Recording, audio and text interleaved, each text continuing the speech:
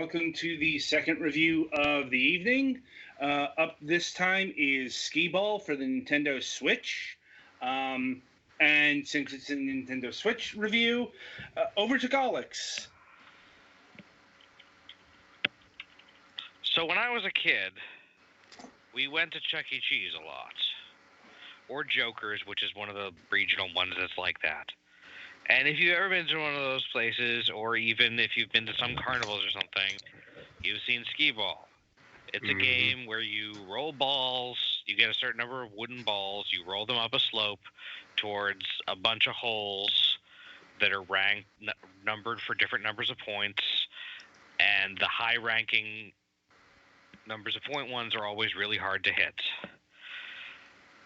As a basic game with a thing where as a game of like manual skill or whatever, I guess it's not that bad. The problem is that this is never just a game like that. It's always a game between you and like a number of tickets that you can then exchange for cheap toys that you could definitely get way cheaper online in bulk. But it's more fun to take a big pile of tickets up to the counter and trade them in for something. So this is a digital version of that. It has two control modes, which is important, and they're actually both useful for different things. There's a controller control mode where you move left and right and tilt left and right with the two sticks and then throw with the R button.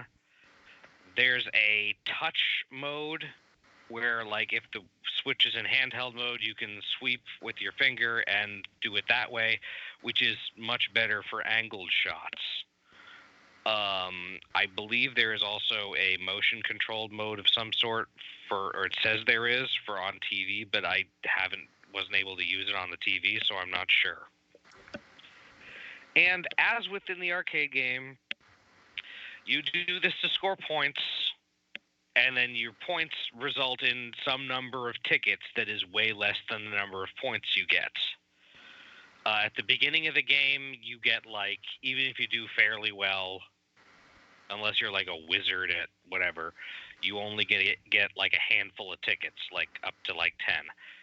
You gain levels as you win more tickets that make you win more tickets faster, but it's still pretty slow. Then every once in a while, it will give you on classic mode, which is the only mode you start with, random tasks of hit 3 balls into the 30 hole in this round, where normally you get 9 balls in a round. And by doing those, you either get a bonus number of tickets, or you can unlock in the in-game store, which does not have a real money component. You just use tickets for this. Power balls, which give you either extra points on your ball, or multipliers, or if at very late in the process, there are ones that will give you more balls back or increase the value of that hole for the rest of the game. Or there's one that automatically targets the highest point hole. It is at this point that we reach the first of this game's strange glitches, because this game has some strange glitches. The glitch here is that you're supposed to have to unlock the power balls by hitting the in-game missions, and then that gives you a few and you can purchase more with tickets. However, if you go into the mission to choose a Powerball, hover over it, and close out of the window, you will be using that Powerball for that roll. So you can just use them without having to unlock them, which is good because that's the only freaking way to do the long-term achievements or trophies. There are, let's see, 1 classic, and then 1, 2, 3, 4, 5, 6, 7 more game modes, each of which cost 750 tickets to unlock. And in each game mode, there is a trophy achievement that you have to do some really weird thing 5 times, or some fairly challenging thing, I should say. They're not really weird. Like for classic mode, you have to hit every hole on the basic cabinet. This can be tricky because the 200-point holes are kind of up in the corner, and you need to either have a good swiping finger or good aim with your sticks, and that's hard. It's also hard to reproduce. The button method, it's sort of like the golf thing where you hold the button to swing, and it gives you a power up and down thing, and you release at the right point. It's hard to reproduce it perfectly. But each mode has one of those, and when you do it, you unlock a permanent Powerball that you can use whenever you want that doesn't cost anything more. Like the one for classic mode is a blue ball that's called a gumball that when you get in a hole, the value of that hole is doubled for the rest of the game, which is pretty broken. So yeah, you got those other modes. There are also, in addition to the classic, Christmas, and like some kind of fucking American thing, boards that you start out with. It's got turkeys and stars and stripes, the American one.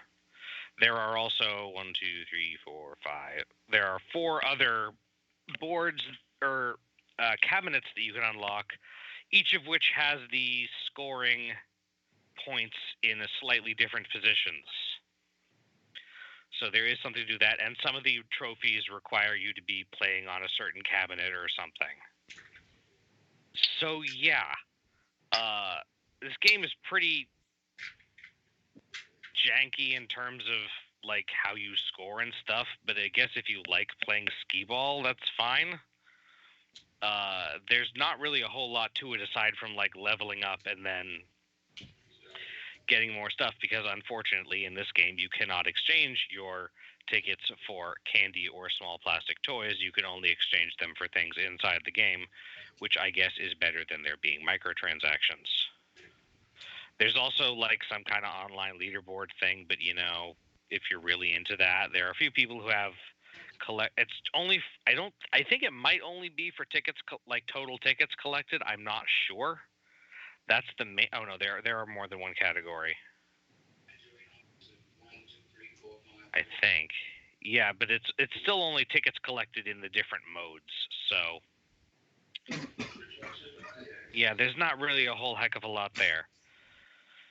So the reason why I have a grudge against Skee-Ball, and this completely invalidates that, is because it's always between you and getting a thing. And Skee-Ball, of all of the carnival games, I think, or the Chuck E. Cheese games, whatever, is the one where there is the most obviously, it would be so easy to just like walk up the thing and put your balls in. And the only reason we don't is because there's a social convention against doing it. Well, and that's they're watched. Well, yeah, but still, you get the, if there were enough people doing it, they couldn't stop everybody.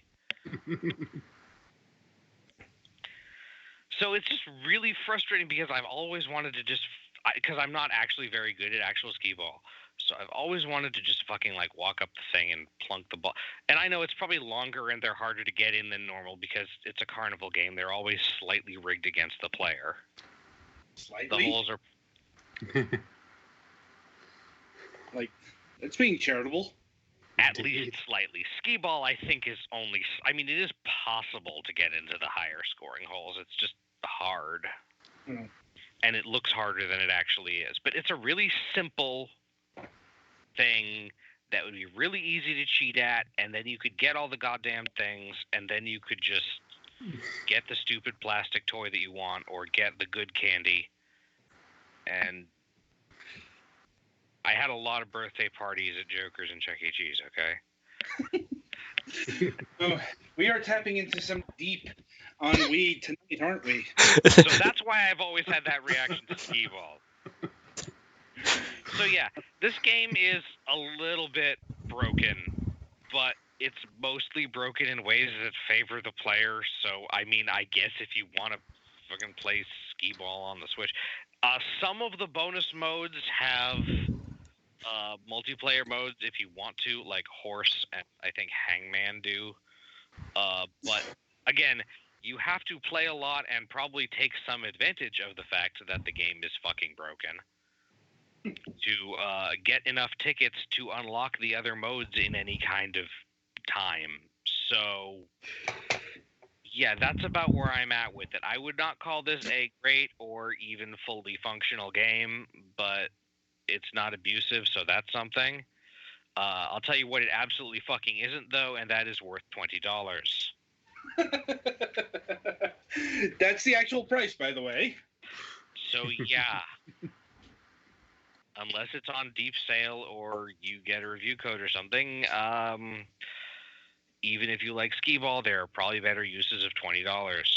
Like, you could play a few rounds of actual Skee-Ball with that kind of money. Yeah, there is music, but I was mostly not playing with it, and it's nothing special. That's all I got to say, unless you want to hear more about how carnival games are unfair, which is only tangentially related to Skee-Ball. I think we've gotten our fill for the purposes of this review. Like, so... The moral of the story is that things that purport to be a test of skill but lie about it are kind of an asshole thing. That's a metaphor for life. Uh-huh. Mm-hmm.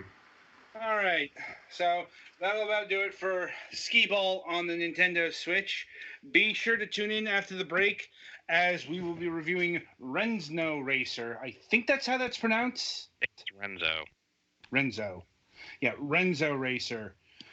Yeah. Well,